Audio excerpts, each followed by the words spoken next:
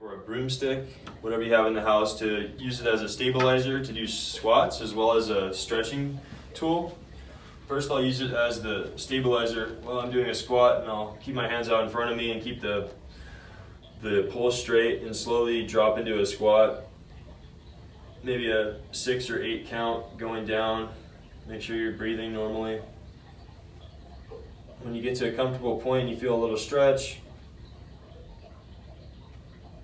Thighs are parallel to the ground, you can go back up. Slowly, making sure your core is activated as you come up. That's the squat.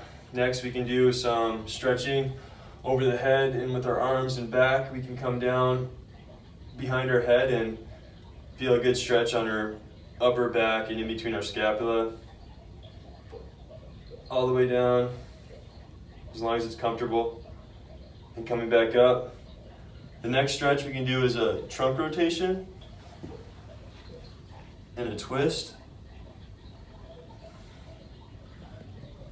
Stretching the lower back on the side.